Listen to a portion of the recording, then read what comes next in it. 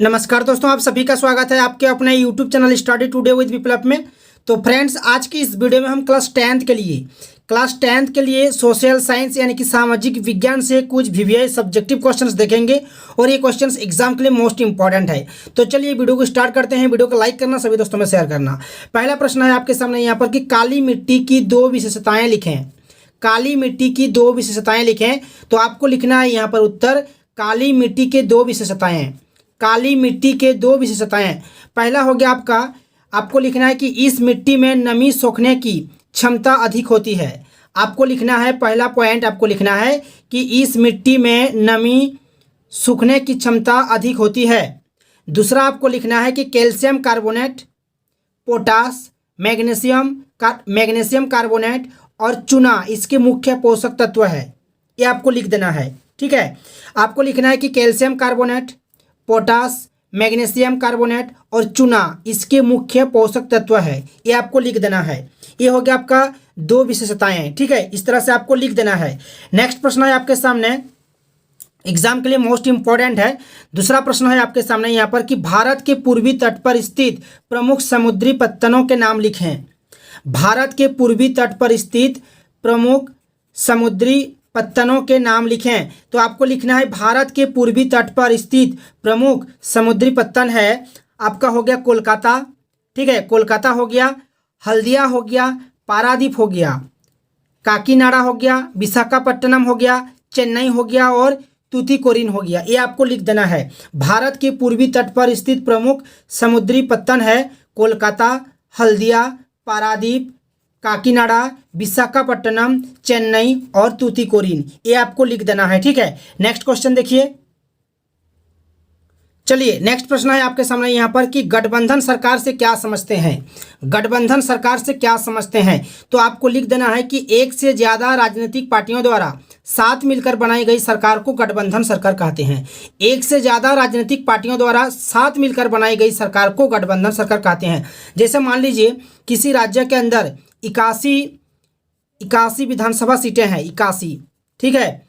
तो सरकार बनाने के लिए इसका आधा यानी कि 40, ठीक है, 41 सीटों की ज़रूरत होती है। 41 विधायकों की ज़रूरत होती है, क्योंकि आधे से ज़्यादा ज़रूरत पड़ती है। तो अगर मान लो कि किसी भी राजनीतिक पार्टी के लिए 41 MLA विधायकों की ज़रूरत होती है। अगर किसी भी पार्टी का 41 विधायक हो जाता है, यानी कि सीटें जो है हासिल कर लेती है वो पार्टी, तो उस पार्टी का सरकार राज्य के अंदर जो है सरकार बनाएगा।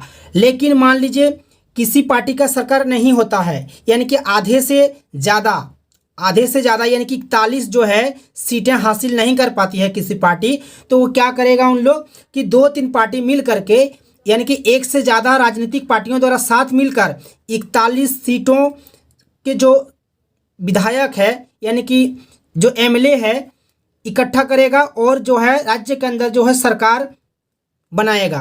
तो इसलिए आपको लिखना है कि एक से ज़्यादा राजनीतिक पार्टियों द्वारा साथ मिलकर बनाई गई सरकार को गठबंधन सरकार कहते हैं।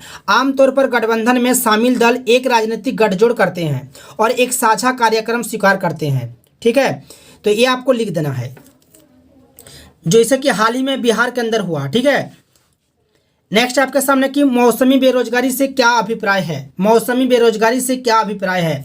देखिए, किसान या व्यक्ति किसी एक निश्चित अवधि में काम करने के बाद बेरोजगार हो जाते हैं। किसान या व्यक्ति किसी एक निश्चित अवधि में काम करने के बाद बेरोजगार हो जाते हैं, उसे हम क्या कहते हैं कि मौसमी बेरोजगारी कहते हैं। यह बेरोजगारी अधिकतर कृषि क्षेत्र में पाई जाती है। मौसमी बेरोजगारी तब होती है जब लोगों को वर्ष के कुछ महीने रोजगार नहीं मिल पाता है। मौसमी बेरोजगारी तब होती है जब लोगों को वर्ष के कुछ महीने रोजगार नहीं मिल पाता है। सामान्यतः कृषि पर निर्भर रहने वाले लोग इस तरह की समस्या से जूझते हैं। वर्ष में कुछ मौसम बहुत व्यस्त हो जाते हैं। जब बुआई, कटाई, निराई होती है तब जो है लोग जो है व्यस्त हो जाते हैं, बिजी हो जाते हैं मौसम में, ठीक है। और शेष महीनों में कृषि पर निर्भर रहने वाले लोगों को अधिक काम नहीं मिल पाता है, ठीक है। उसे हम कहते हैं मौसमी बेरोजगारी। अधिकतर कृषि क्षेत्र में पाई जाती है। ये आपको लिखना है। नेक्स्ट है आपका, लास्ट है आपका क्वेश्चन कि वस्तु विनिमय प्रणाली से आप क्या समझते हैं। वस्तु विनिमय प्रणाली क्या होता है। देखिए, वह प्रणाली जिसमें मुद्रा का उपयोग किए बिना मुद्रा का उपयोग किए बिना लोग अपनी आवश्यकताओं की वस्तुओं की पूर्ति वस्तुओं के विनिमय के माध्यम से करते हैं। वस्तुओं के बदले वस्तु, ठीक है, बदलना, वस्तुओं के बदले वस्तु में बदलना जो है वस्तु विनिमय प्रणाली कहा जाता है। ठीक है, जैसे मान लीजिए पहले क्या होता था, मान लो कि किसी आदमी को कपड़े की आवश्यकता पड़ती है कपड़े की, तो वह क्या करेगा कि कपड़ा लेने के लिए दुकानदार को गेहूं दे देगा, गेहूं के बदले कपड़ा ले लेगा। ठीक है, इसे हम कहते हैं वस्तु विनिमय प्रणाली, वस्तु के बदले वस्तु। ठीक है, वस्तु विनिमय प्रणाली जो है पहले प्रचलित होती थी। अब जो है मुद्रा का उपयोग ज़्यादा हो रहा है। ठीक है, वस्तु विनिमय प्रणाली अभी फिलहाल नहीं है। और पहले क्या होता था कि वस्तु के बदले वस्तु में जो है बदला जाता था, जब वस्तुओं का लेन देन बिना मुद्रा के प्रयोग से आपस में ही हो जाता है, वस्तु के बदले वस्तु। ठीक है, तो ऐसी व्यवस्था को वस्तु विनिमय कहा जाता है।